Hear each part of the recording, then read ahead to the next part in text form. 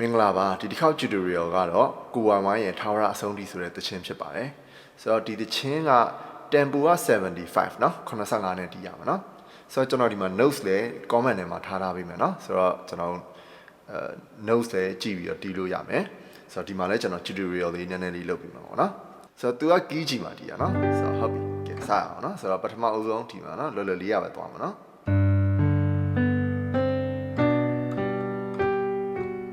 ဟုတ်ပြီเนาะဒါပထမပါเนาะဟုတ်ပြီပြီးရင်ဟုတ်ပြီเนาะဘယ်ဘက်ကထားမလဲเนาะဆိုတော့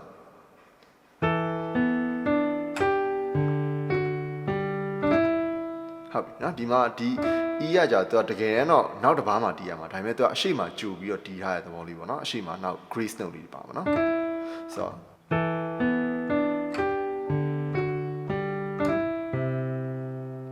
နော်ဆိုတော့နောက်တစ်ပါးကိုဆက်သွားလို့ရှင်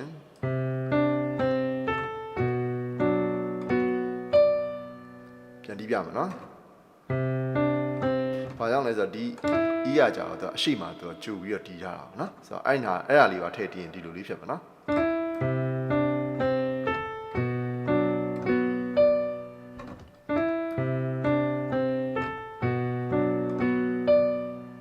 โอเคနော်ပြီးရင်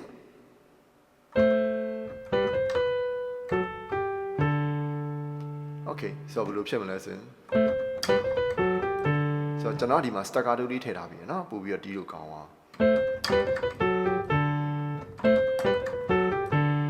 slur တီးလို့လည်းရပါတယ်เนาะဘာမှမဖြစ်ဘူးဆိုတော့ဟုတ်ပြီเนาะဒီကောင်အဲ့ကောင်လေးက triplet ဖြစ်မှာเนาะအဓိကအရေးကြီးတာအဲ့ဒါเนาะ triplet ကပိုအရေးကြီးမယ်ဟုတ်ပြီပြီးရင်ကြတော့ chord တွေပဲသူကတော့ဂီတာမှာတော့ဒီရခတ်တယ်ဗျာဒီကောင်ကြီးကလေဒါပေမဲ့ piano မှာတော့လွယ်တယ်နော်သူကဒီ chord ရယ်ဒီကောင်ရယ်ဒီရယ်နော်သူက inversion နေပဲနော်ဆိုတော့အဲ့ဒါဆိုရင် pedal ပါနေမိတီးလိုက်ပိုကောင်းအောင်နော်ကြိုက်တယ်လို့ဒီနော်ဒီလိုတီးချင်လည်းရတယ်နောက်တစ်မျိုးကဆိုတော့သုံးလုံးတစ်ဖြတ်တီးရအောင်နော်โอเคဆက်သွားရမယ်ဆိုရင်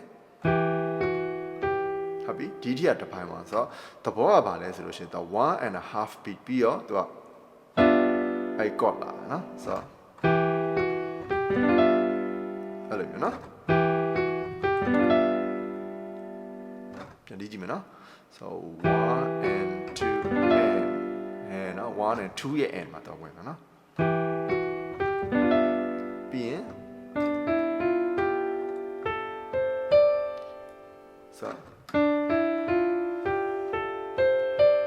အဲ့ဒီ notes เนาะအခုကျွန်တော်နှိပ်ပြထားတဲ့ notes တွေပဲဟုတ်ပြီเนาะအဲ့တော့ဘယ်လိုဖြစ်မလဲဆိုရင်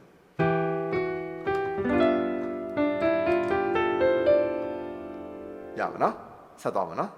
ဆိုတော့နောက် grace note တွေလာမှာเนาะဆိုတော့ဟုတ်ပြီဒီ chord ရဲ့ဒါတော့ C minor 7ပေါ့เนาะအဲ့ဒါကိုမှသူက6ပါယူထားတာเนาะဆိုတော့ C 7သူရဲ့ minor အပေါ်မှာပါမယ်ပြီးရင်ဒီကောင်က6เนาะ C minor 6ပါเนาะဆိုတော့အဲ့ဒါဆိုရင်ဒီလိုလေးဖြစ်မယ်เนาะဟုတ်ပြီဆက်သွားရင်ဟုတ်ပြီเนาะ grace note ပဲ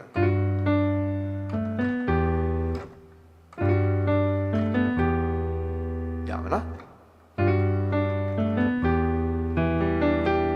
ဟုတ်ပြီเนาะအဲ့ဒီမှာ note ဆဲမှာကြည့်ရင်တော့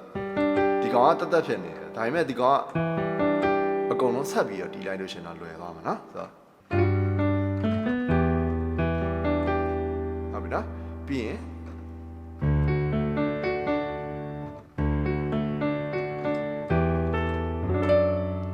ဆိုတော့အဲ့ဒါကိုပြန်တီးလိုက်ရင်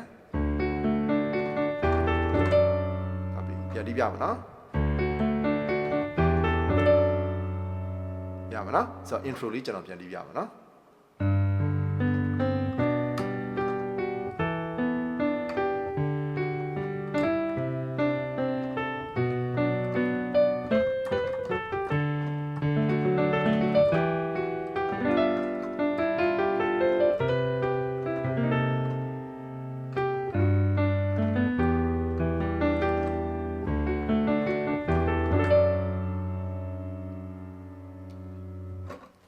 ရမှာနော်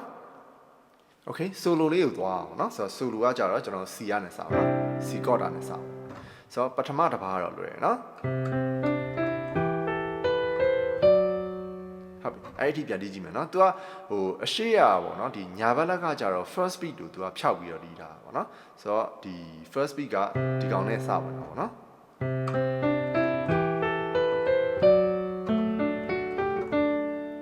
ဒါပဲဆိုတော့ပြန်တီးကြည့်မယ်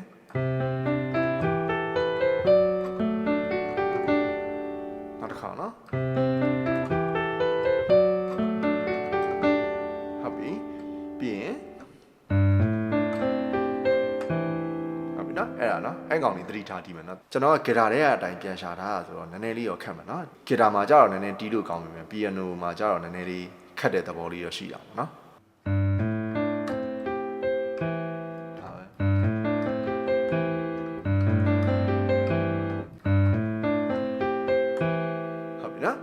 ဟုတ်ပြီအဲ့ဒါပြီးရင်ကြာ6 flat ပေါ့နော်6 flat ဆိုတာကတပိမှာ6လုံးရှိတာကိုပြောချင်တာနော်တချို့ကြီးကြာတော့လေဒီ16 note triplet လို့လည်းခေါ်တယ်ပေါ့နော်ဆိုတော့ anyway ဘယ်လိုပဲဖြစ်ဖြစ်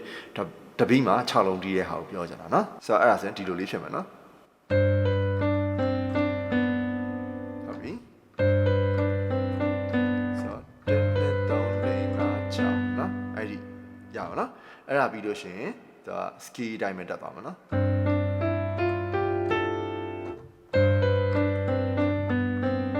ဒါပေမဲ့သူက G major ဆိုတော့ဒီကောင်တော့ပါရမှာเนาะဒါပေမဲ့သူကအဲ့ဒါမဟုတ်တော့ပဲねသူက7ပေါ့နော်ဒီ G7 9ဆိုတဲ့အထားလေးအဲ့ဒါလေးကိုယူထားတာเนาะဆိုတော့ဟုတ်ပြီဟုတ်ပြီเนาะ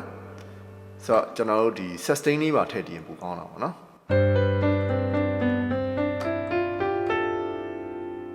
ဟုတ်ပြီเนาะပြီးရင်grace နော်ပြီးအရှိရဟာနဲ့အတူတူပဲနော်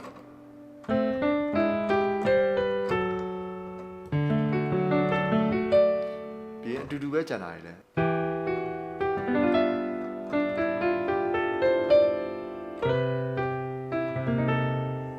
ဟုတ်ပြီဒီနားလေးကြာမှာနည်းနည်းလေးပြောင်းပါနော်ဆို grace နော်ပဲ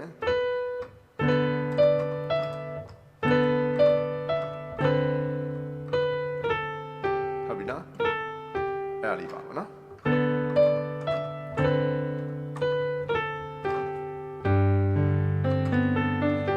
ဒါပဲဆို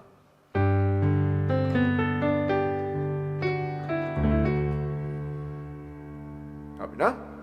ဆိုဆိုလိုတစ်ပိုင်းလုံးပြန်တီးမယ်ဆိုရင်ဒီလိုလေးဖြစ်သွားမှာနော်